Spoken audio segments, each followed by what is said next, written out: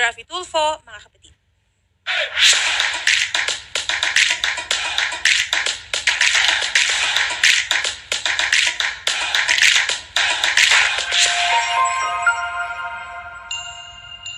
Mr. President, that we recognize our dear colleague, the gentleman from Isabela, Senator RAFFY TULFO, to deliver his speech. Thank you, Mr. President. Distinguished colleagues, I speak before you today on a matter of personal and collective privilege. Last Wednesday, a heartbreaking report reached us here in the Senate of yet another OFW coming home lifeless, thanks to the privileged speech of Senator Pia Cayetano regarding the discrimination faced by our OFWs in wearing full gear PPEs, and Senator Risa Ontiveros' compassion for the abuse committed against our women OFWs. Our attention was called to the case of Jovelyn Tang Andres, a case that I believe is not isolated but is being experienced by other OFWs. Masakit po sa loob ko na nangyari ulit ito. Bagamat hindi pa ako senador nung nagsimulang problema ni Jovelyn, sana po ay natulungan ko siya agad. Lumapit po siya sa akin noon, sa inakala niya, ang kausap niya po ay ang aking tanggapan. Pero napag-alaman ko na lumapit po pala siya sa isang kamiyembro ng aking pamilya at pinapunta po siya sa action center na yon. Unfortunately, hindi po siya nakapunta dahil po siguro sa kakulangan sa pera. Nang malaman ko ang kwento ni Jovelyn, pagkatapos po sa plenaryo, hindi na po ako nag-aksaya ng panahon at agad kong sinimulan ang pag-iimbestiga. Una ko pong tinawagan ang kamag-anak ni Jovelyn sa Jensan. Kinabukasan, sa Scheduled Technical Working Group ng Committee on Migrant Workers, pinagpatuloy ko po ang pag-iimbestiga sa kaso ni Jovelyn. Nang araw ding yon, lumipad patungong Jensan ang isang crew ng RTIA, RAFFY TULFO in Action, para makausap ang pamilya ni Jovelyn at personal na magpaabot ng tulong para sa mga naiwan ni Jovelyn at para makapag-imbestiga na rin. Dito, trinabaho ng RTIA crew ang pagpapa-autopsy sa labi ni Jovelyn. Meanwhile, back here in Manila, because we have a weekly TWG with DMW and OWA, I was able to get information from them regarding the matter and ask for their help to address the concerns of Jovelyn's family and to investigate who are liable for what happened. And because of the trust of our OFWs have on us, some OFWs who are companions of Jovelyn in Saudi came out and told us what they know about what really happened to Jovelyn. Ngayon, base po sa mga nakalap namin mga impormasyon mula sa OWA, DMW, pamilya ni Jovelyn at makasama niyang OFW, ito po ang totoong kwento. Jovelyn Tang Andres is a 33-year-old resident of Sarangani and a member of the Blaan Indigenous Peoples Group and a mother of 3. She was recruited as a domestic helper by a certain Emma Fernandez, who directly recruits for Manabe Aleklas Recruitment Agency, the Saudi Arabia Recruitment Agency. Emma coursed the papers of Jovelyn to a local recruitment agency, which is Gulf Synergy Employment, who processed her documentation, including her medical exam, sometime in September 2021. This means she submitted her requirements and had a fit-to-work certificate months before she was deployed. On November 27, 2021, she was deployed to Sakaka, Kingdom of Saudi Arabia. At this point, when she got to Saudi, we gathered various versions of what happened to Jovelyn. Version 1, pagdating ni Jovelyn sa Saudi, nalaman ng employer niya na buntis siya. Kaya pinabalik siya sa Manabe Agency at doon siya ay pilit na pinainom ng pangpalaglag na naging dahilan ng kanyang pagkamatay. Version 2, sa side naman ng OWA at ng pamilya ni Jovelyn, ang unang kwento na nakarating sa kanila ay hindi kinain ni Jovelyn ang trabaho sa bahay ng amo niya, kaya ito ay nagpa-pull out at nagpabalik sa agency. Pagdating sa accommodation, nakaramdam daw ng sakit sa likod at tiyan si Jovelyn. Nagsabi siya sa kanyang asawa na gusto niyang umuwi. Pero bandang Marso, nalaman na lang nila na namatay na si Jovelyn. Ayon sa OWA, ang report sa kanila ng Manabe ay nagpakamatay daw si Jovelyn. Version number 3. Sa aming mga pag-imbestiga, may mga nakausap kami mga kasabay ni Jovelyn papuntang Saudi at mga OFW na kasama niya sa accommodation ng Manabe. Ayon sa pakikipag-usap ko sa kanila sa video conference, bago daw lumipad papuntang Saudi, ay hindi daw nakapag-pregnancy test si Jovelyn. Pagdating sa Saudi, hindi din agad in-apply ng residence permit o ikama si Jovelyn ng kanyang amo. Nadili po ito ng mga 1 buwan. Noong mag-apply na ng ikama si Jovelyn at pinag-medical exam siya, nadiskubre ng amo na siya ay buntis. Kaya pinabalik siya ng amo sa Manabe Agency. Pagdating sa accommodation ng Manabe, nagpahiwatig si Jovelyn na gusto niyang umuwi para manganak na lang sa Pilipinas. Pero di siya pinayagan dahil may 2 pang taong kontrata siya. Malulugi daw ang agency. Napansin ng mga kasama ni Jovelyn na special treatment si Jovelyn pagdating sa accommodation. Doon siya natutulog sa kwarto ng sekretary ng Manabe. At iba daw ang pinapakain sa kanya at pinapainom. Napagalaman nila mula din doon sa Pinay na napag-utusan ng Manabe na pinalalagyan ng pampalaglag ang pagkain at inumin ni Jovelyn. Kinalaunan, nag-bleeding na nga si Jovelyn. Naikwento ito ng kasama ni Jovelyn na nag-aalaga sa kanya nang siya ay nag-bleeding. Gusto na raw talagang umuwi ni Jovelyn ayon sa asawa niya. Pero di niya masabi ang tungkol sa pagbubuntis niya at ang pagkalaglag ng bata at ang mga pang-aabuso ng Manabe dahil ang mga tawag nila ay monitored ng Secretary ng Manabe at may CCTV pa. Si Jovelyn ay minsan nang pinagpa-part-time sa bahay ng may-ari ng Manabe.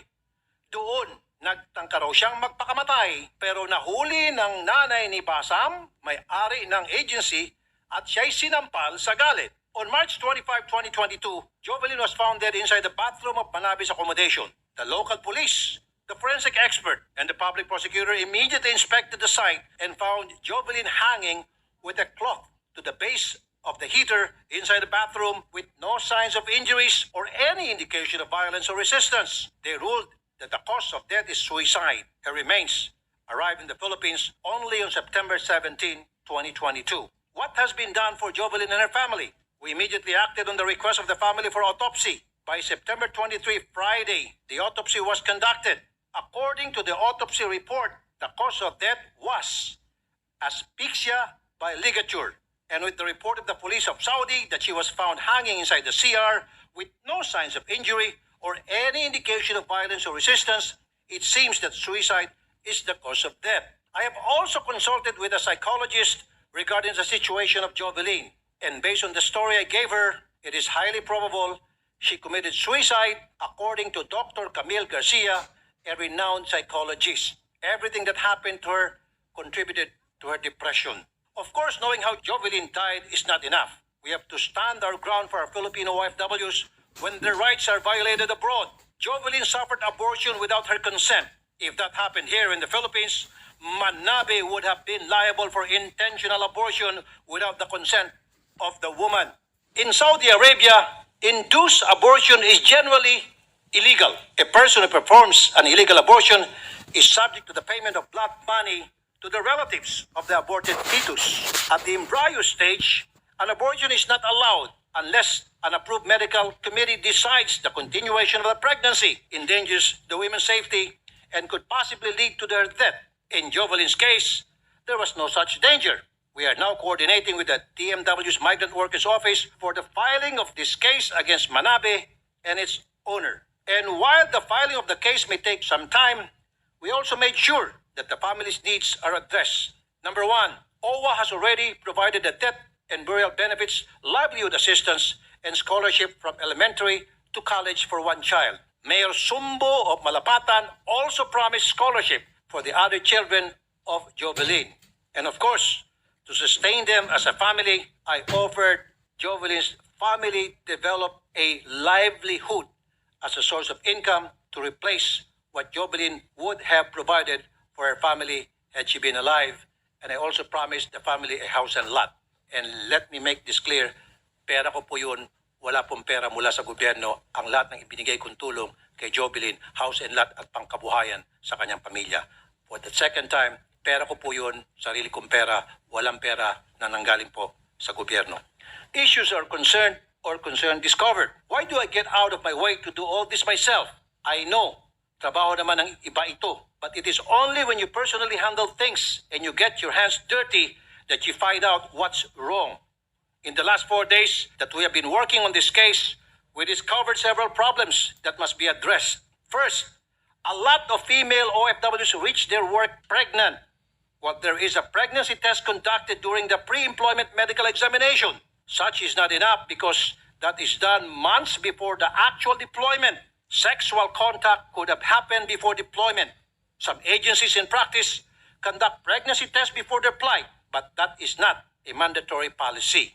We also discovered that Manabe had a former Filipina secretary who came back here in the Philippines to recruit for them.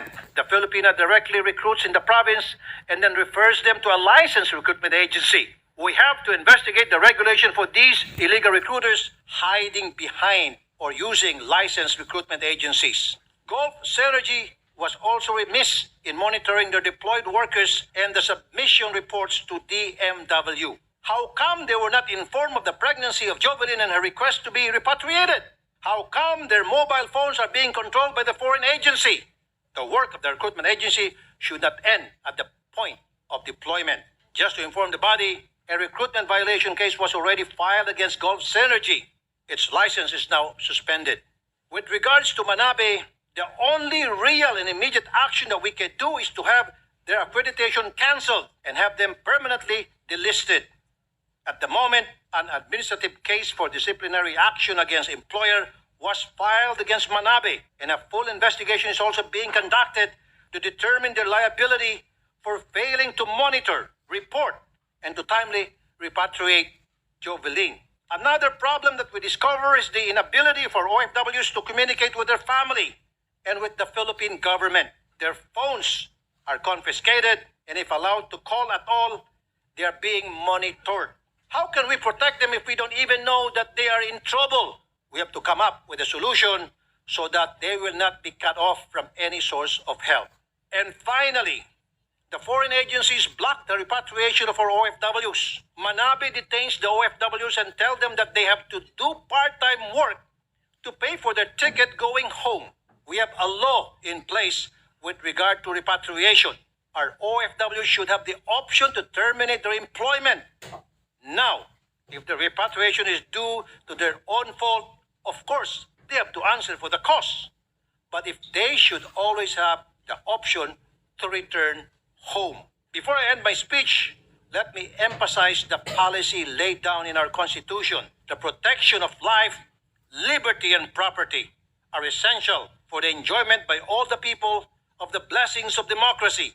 Jovelyn came home lifeless. She was deprived of her liberty in Saudi, and she was made to work without getting paid. If we do not do anything about this, our OFWs will spit on our Constitution. I will be passing bills to address these concerns. I implore upon my dear colleagues to help me prioritize these bills and put an end to OFWs coming home lifeless. Thank you for listening, Mr. President and my dear colleagues.